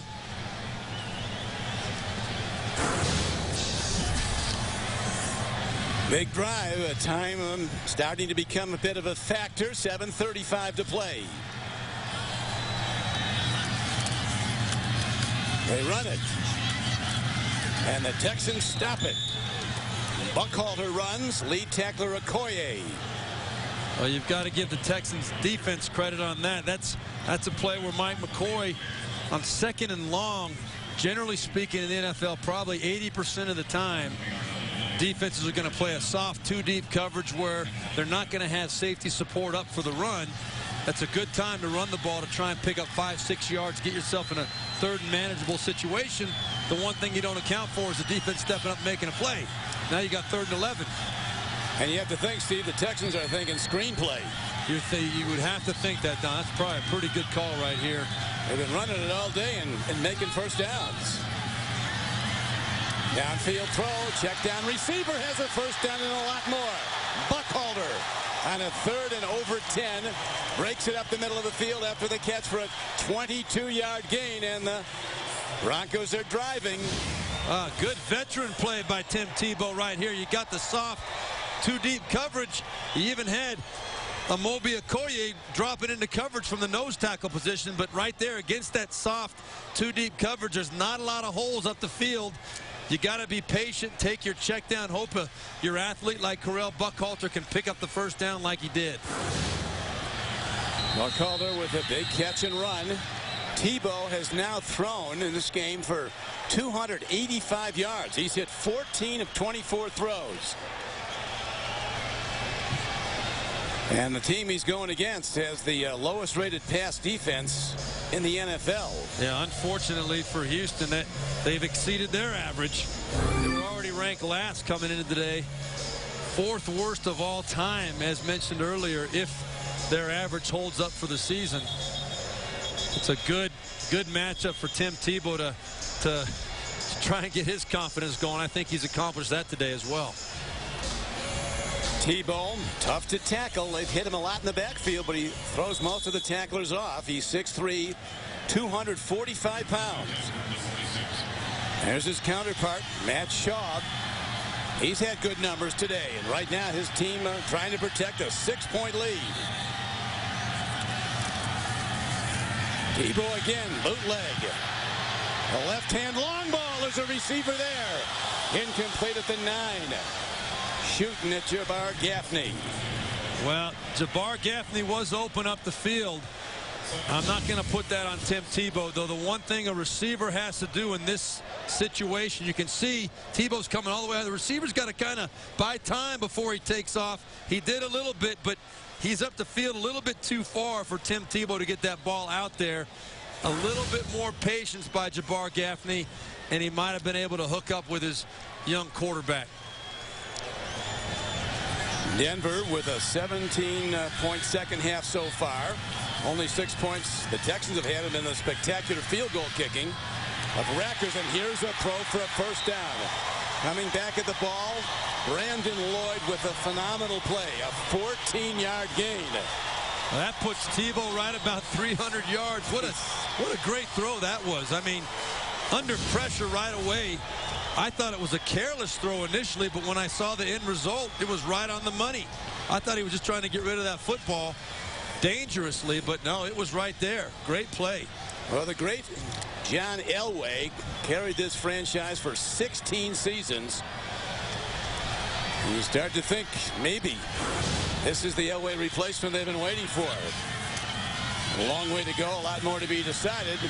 Protecting the ball is huge, and Gaffney makes a great play. One-handing the ball. Glover Quinn beaten on the crossing pattern, and the Broncos down by 6 are driving. Well, I like the confidence being shown in Tim Tebow right now with the play calling, trying to see if this kid can do it and can make the plays. You're going against the worst-ranked pass defense in the NFL. That's the way you should attack them. And they're giving his young quarterback a chance to make some plays. He made the one very bad throw for an end zone interception on the opening drive. But his ball security's been excellent, and now here's the running game as it's Buckhalter, the big back from Nebraska, banging straight ahead, stopped by Tim Johnson. Tim Jamison.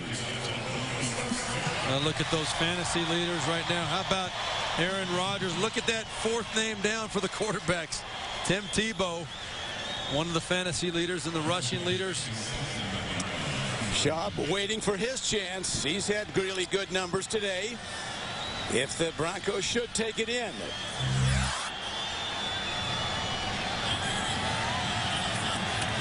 All-out blitz. They pick it up beautifully, and Tebow's on the run. Inside the 20.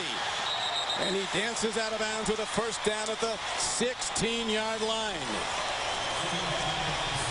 You know what I like most about this play, Don? I like the way it ended.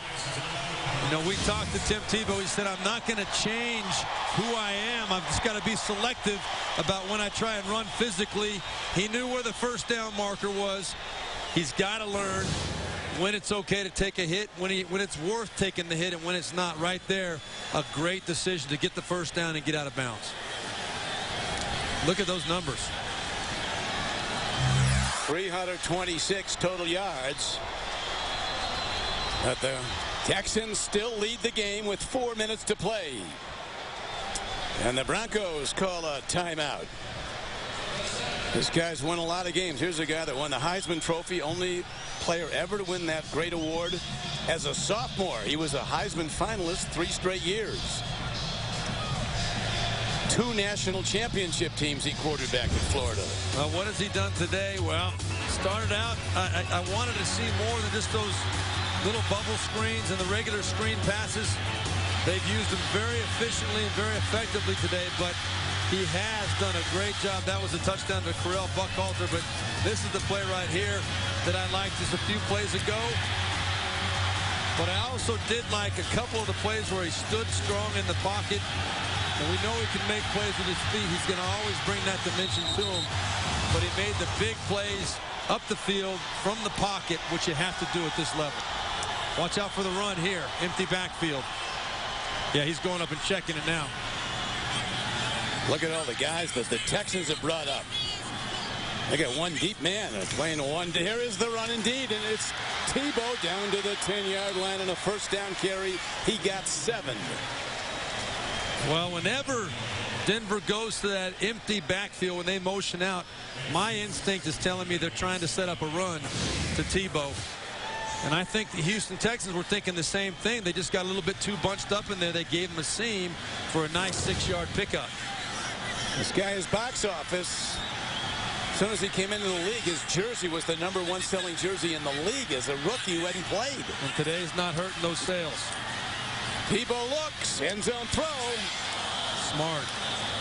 Smart play. Overthrows. Coverage was excellent on Eddie Royal. Glover Quinn was covering on the play. Don, that's a play where you're telling your quarterback, we're going to take a shot. We're looking for the perfect look, the perfect opportunity. Eric Studesville got to be happy with the decision, because you tell the young quarterback, if we get the perfect look and you have a chance to make the play, make the play. But if it's not there, throw it away. Is this 2-down territory? Well, I think at this clock, you might want to think so. Yeah, I would say so. Hey, the Texans are sending people blitzing. Here they come, and they're coming fast. End zone throw. They're going to call PI. First and goal, Denver Broncos. PI pass interference. You want to know what Glover Quinn had to do to make sure that wasn't a play action or a pass interference done? If he would have just turned around. Pass interference.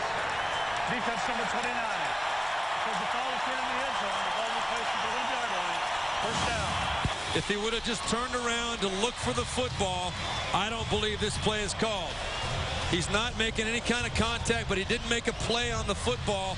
There was slight contact. I still don't agree that there was enough contact for a pass interference, but he didn't turn to make a play on the football. A lot of times the referee will throw the flag just for that. And again, the open backfield. They spread the field with the formation. Tim Tebow would have a false start, pre-snap penalty.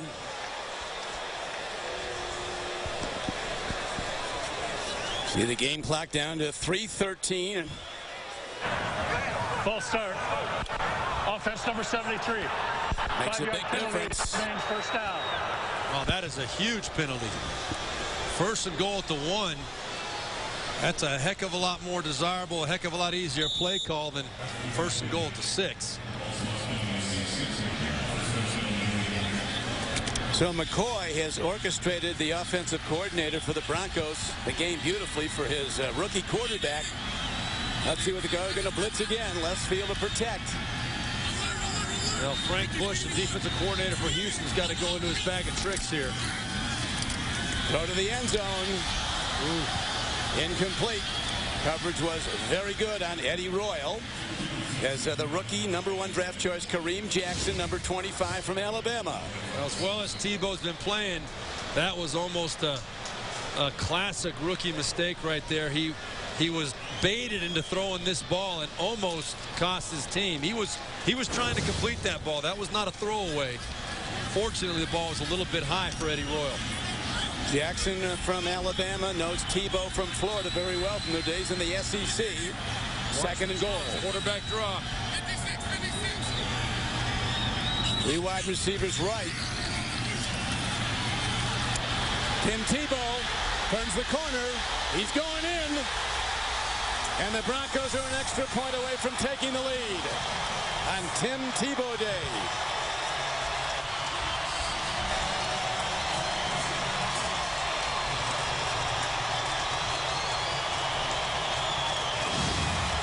How about this guy? This was a designed play action fake to the front. You look, you see there's nobody here on the front side for Houston. The run fake to the right side. Tebow instinctively senses it, realizes that, well, these defensive linemen are fast, but number 92, Earl Mitchell for Houston is not as fast as I am. The extra point is a huge one.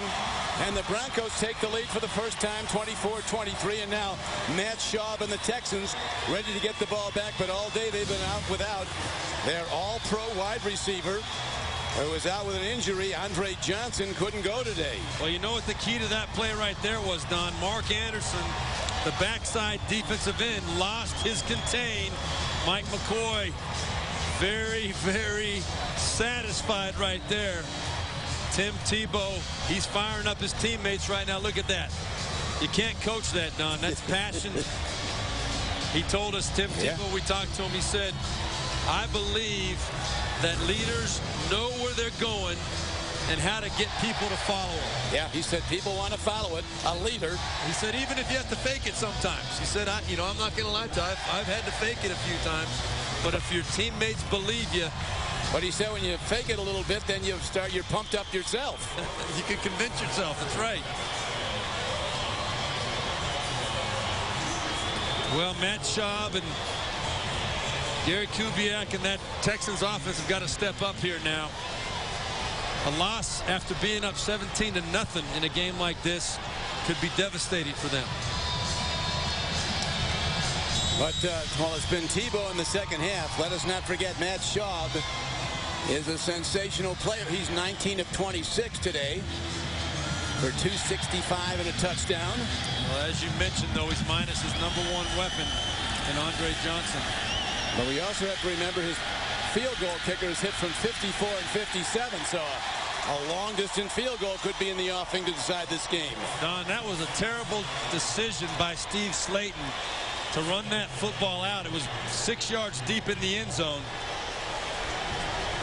To try and run it out at this point in the game, you get hit at the 15-yard line. How about the Bengals and the Chargers? Scoreboard is changing. Here's James Brown.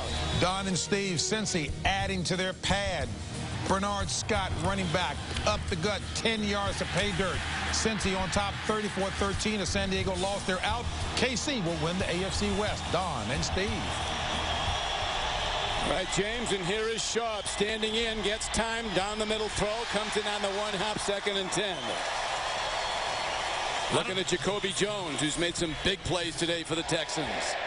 I don't know whether that ball was tipped or not, Don, but it sure looked like it the way it dove. Yeah, right there, the right arm. That looked like it was Justin Bannon. Got his right arm up there. Either here or Williams. Somebody deflected it. 2nd and 10. And the decibel level is about as high as it gets. And it gets high in Denver.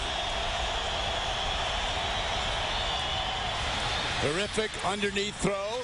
Schaub throws to tight end Joel Dreesen. A first down for the Texans. That's a big play right there. You gotta do something to get your confidence back and your rhythm back.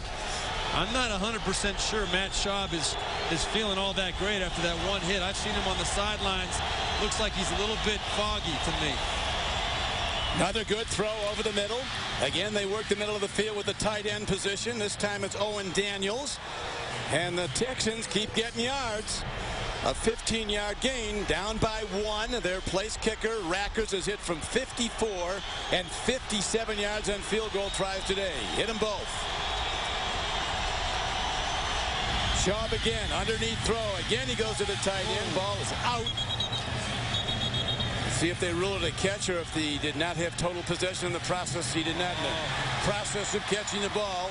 They're ruling it incomplete. That looked to me like it was a catch. Just extending the ball to try and get an extra yard, and he lost control of it. So we're down now to the 2-minute warning in Denver. There'll be no overtime today. We're going to have a winner. Back to Denver. Don Criqui with Steve Berline. Here's where we're at.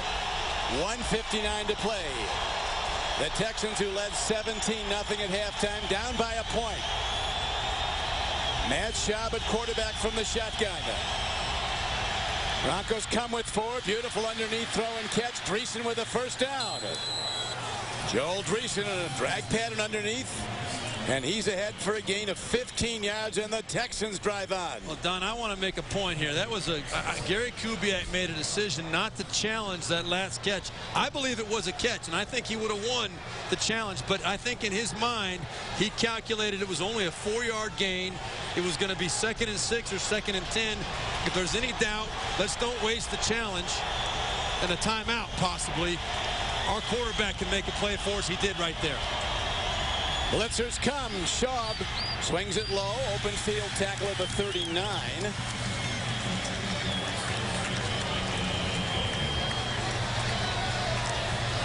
Still have 2 downs to work with. You add the line of scrimmage on 17 yards from here. It will be a 56-yard field goal. And Rackers has hit from 54 and 57 today. Yeah, they're looking to get a lot closer. They'd like to get about 15 or 20 yards closer for sure.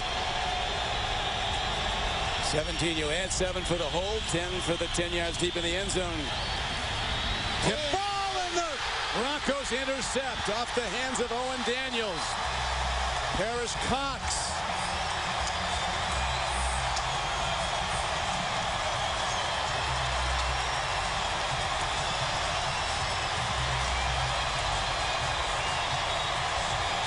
Schaub walks off. Broncos take over the ball. And they're going to give it officially to Sidquan Thompson. You don't think that this is a game of inches? Gary Kubiak trying to be conservative with a nice, safe throw. Owen Daniels wide open, but it was Brian Dawkins who came rushing up the middle, jumped up. I think the ball went off of his helmet and is intercepted. It was a safe call. It was the right call. It was going to pick up about 10 yards for the Houston Texans right there, and it ends up costing them the football game.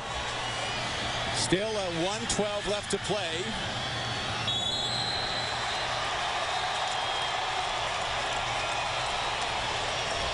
That just shows you how look at that, right off of Brian Dawkins' head and over the top of Owen Daniels. There was nobody that was going to tackle Owen Daniels before picking up 10 to 15 yards. That's the way to use your head, Brian. Good job. The 15-year vet. Cox and Thompson going for it. Thompson with the interception on the deflected ball. And now the ball at the 26-yard line, 2nd and 11. And the Broncos in position to win this game after they were down 17-0. Oh, Gary Kubiak thinking he's got 1 timeout left.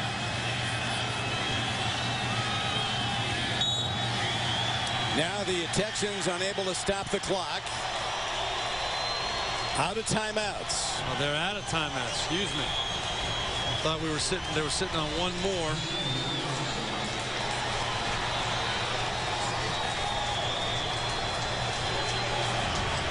Third down and 12 comes up, so they're still going to get the ball back, Steve. Well, maybe not. No, it's 3rd down. They take 1 more snap, and that's it. They don't have to punt it. That's right. They won't have to punt it. They can run out the play clock and the game clock. Now, what can you say about Tim Tebow? Phenomenal. Feel terrible for Matt Schaub, Gary Kubiak, and the Texans, but what a great display coming back from 17 points down. Tim Tebow rallying his team back from 17 down at halftime to a 1-point victory, 24-23. And the Tim Tebow era in Denver well underway.